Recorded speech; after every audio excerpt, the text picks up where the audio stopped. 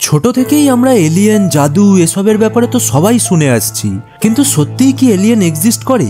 এটা এমনই একটা টপিক হয়ে গেছে যেটা নিয়ে আজ অবধি কত যে চর্চা হয়েছে তার ইয়ত্তা নেই। টিভি নিউজে, শোজে, সিনেমায়, পডকাস্টে হামেশাই দেখা যায় এলিয়েন নিয়ে কথাবার্তা চলছে। হঠাৎ নিউজে দেখালো এলিয়েন দেখা গেছে, কোথায় দেখা গেছে, কে দেখেছে সেসব কেউ জানে না, কারণ আজ অবধি এলিয়েন বা এক্সট্রাটেরেস্ট্রিয়াল লাইফের কোনো প্রমাণ পাওয়াই যায়নি। কিন্তু আমেরিকায় আজ অবধি অনেকবারই এরকম ইউএফওই বলো বা আননোন অজানা অবজেক্টই বলো দেখা গেছে। এবার মেন কথাটা শোনো, ধরো আজ যদি কোনো নর্মাল মানুষ এসে হঠাৎ বলে যে আমি এলিয়েন দেখেছি, তাকে কজন বিশ্বাস করবে? কেউই প্রায় বিশ্বাস করবে না। কিন্তু সেম কথা যদি কোনো গভর্নমেন্ট এমপ্লয়ি বলে বা কোনো আর্মি অফিসার যে 1000 ঘন্টা আকাশে কাটিয়েছে সেরকম কোনো লোক এসে বলে, তখন সেটাই মানুষ বিশ্বাস করে। দেখো, আমরা সবাই আমাদের নিজেদের সার্ভাইভাল চাই। মোটা স্যালারি তো সব গভর্নমেন্ট এমপ্লয়ি কামাতে চায়, কিন্তু যদি কোনো গভর্নমেন্ট এমপ্লয়ি গভর্নমেন্টের বিরুদ্ধে বলে বা গভর্নমেন্টের এমন কোনো গোপন কথা ফাঁস করে দেয়, তাহলে তার পেনশন সবকিছুই বন্ধ হয়ে যাবে পেনাল্টি হিসেবে। কিন্তু তা সত্ত্বেও যদি কেউ ভয় না পেয়ে সবার সামনে পাবলিকলি এরম কিছু গোপন কথা বলে, তখন সেই কথার মধ্যে কিছু তো দম থাকে। তো এইরকমই ইউএস এর এক এয়ারফোর্স অফিসার ডেভিড গ্রাস দিব্যি খেয়ে সবার সামনে পাবলিকলি বলেছিল যে ইউএস গভর্নমেন্ট অনেকগুলো নন হিউম্যান বডিজ, মানে যে বডি মানুষের নয়, এইরকম নন হিউম্যান বডিজ লুকিয়ে রেখেছে দুনিয়ার থেকে। এছাড়াও নন হিউম্যান এয়ারক্রাফট গভর্নমেন্টের কাছে আছে। মানে ঠিক এই কথাগুলোই বলে David glass. Were they, I guess, human or non-human biologics? Non-human, and that was the assessment of people with direct knowledge on the program I talked. এমন মনে হচ্ছে যেন ইতিহাসেই প্রথম এলিয়েন নিয়ে খোলাখুলি কথা হচ্ছে। সে বলে 1930 থেকে সরকার এলিয়েনের ব্যাপারে পাবলিকের থেকে লুকোচ্ছে।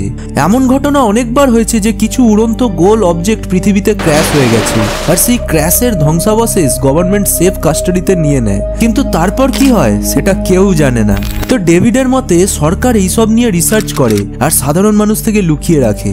এই ম্যাপটা দেখো, এটা হলো ইউএস এর রিপোর্টেড ইউএফও সাইটিংস এর একটা ডেটা।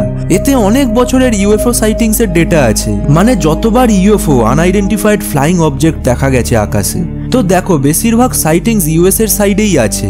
এবার এলিয়েন শুধু আমেরিকার দিকেই কেন বেশি আসে, মানে আমেরিকা উন্নত বলে নাকি কি কারণ সেটা কেউই জানে না। কিন্তু যদি ইন্ডিয়ার কথা বলি, একটা ডেডিকেটেড উইকিপিডিয়ার পেজ আছে দেখো, যেখানে ইন্ডিয়ায় কবে কবে কোথায় কোথায় এরকম ইউএফও দেখা গেছিল সেই ডেটা রেকর্ডেড আছে। মানে ইন্ডিয়াতেও অনেকবারই এরকম ইউএফও দেখা গেছে। একবার মুম্বাই পুনে রিজিয়নের একটা এয়ার ট্রাফিক কন্ট্রোল রুম থেকে নীলচে ইউএফও দেখা গিয়েছিল। অনেক সময় অনেক আর্মি অফিসার্স এরকমও বলেছে যে আমরা প্লেনে করে যাচ্ছিলাম, হঠাৎ আমাদের সাইড দিয়ে মারাত্মক স্পিডে একটা এয়ারক্রাফট বেরিয়ে গেল। সেই এয়ারক্রাফটের থেকে এমনকি কোনো ধোঁয়াও বেরোচ্ছিল না, এটা গোলাকার ছিল আর যে কোনো মানুষের তৈরি অবজেক্টের থেকে অনেক বেশি স্পিড ছিল। মানে এটাই অবাক করা রহস্যের বিষয় যে এরকম টেকনোলজি কিভাবে পসিবল হতে পারে যে একটা জেট এয়ারক্রাফটের থেকেও 1000 গুণ বেশি স্পিডে ট্রাভেল করছে। ডেভিড গ্রাস যা বলে সেটা মোটেও ছোটখাটো কথা ছিল না, এমনকি এটা নিয়ে কোর্ট কেসও হয়ে যায়। কিন্তু সে তার সেই কথার কোনো অ্যাকচুয়াল প্রমাণ দিতে পারে না, কোনো এমন জায়গা দেখাতে পারে না যেখানে এলিয়েনের ডেড বডিজ রাখা আছে বা এরকম কিছু। তো আমেরিকান কোর্ট থেকে শেষমেশ এটাই বলে যে ডেভিডের কথা জাস্ট মন গড়া কাহিনী, তার কাছে কোনো প্রুফ নেই। ডেভিড এক নিউজ মিডিয়াতে এটাও বলেছিল যে একটা বড় এলিয়েনের এয়ারক্রাফট একটা ফুটবল মাঠের মতো বড় সাইজের ইউএফও আমেরিকান সরকারের কাছে আছে। এবার সব থেকে বড় কোয়েশ্চেন, এলিয়েন কি সত্যিই আছে? বিশ্বাস করো, এর অ্যান্সার কেউ দিতে পারবে না। এটাই রিয়েলিটি। কারণ যদি কেউ দেখেও থাকে, কেউ কোনোদিন তার প্রমাণ দিতে পারবে না। কিন্তু এই পৃথিবীতে এলিয়েন আসার প্রমাণ কেউ দিতে না পারলেও এই বিশাল ইউনিভার্সের কোথাও না কোথাও কোটি কোটি গ্রহের মধ্যে কোথাও নিশ্চয়ই আছে, সেটার চান্স 99.99%। কারণ এই ইউনিভার্স তুমি যতটা কল্পনা করতে পারবে তার থেকেও কোটি কোটি গুণ বড়। অনেক দেশ রকমারি টেলিস্কোপ লাগিয়ে রেখেছে এই আশায় যে কোথাও দূর থেকে কোনো সিগন্যাল যদি আসে, আর এই টেলিস্কোপ মেনটেন করতে আর নতুন টেলিস্কোপ লাগাতে কোটি কোটি টাকা খরচ হয় লিটারেলি, বাইরের সিগন্যাল শুধু ক্যাপচার করার জন্য। ওয়াও সিগন্যাল, তারপর আরো যে এরকম কত সিগন্যাল পাওয়া গেছিল যেগুলো বিজ্ঞানীরা কনফার্মও করেছিল যে এই সিগন্যালগুলো অন্য কোনো গ্রহ থেকেই এসেছিল পৃথিবীতে। মানে অন্য কোনো গ্রহে অন্য কোনো সভ্যতা যাদের কাছে ইলেকট্রিসিটি আছে, টেলিস্কোপ আছে, তারা রেডিও ওয়েভসও জানে, আর সেই দিয়েই তারা সিগন্যাল পৃথিবীতে পাঠিয়েছে।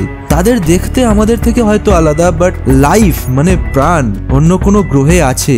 ভেবে দেখো কোনো তারার দিকে তাকিয়ে ভাবো যে সেটাই হয়তো প্রাণ আছে আমাদেরই মতো।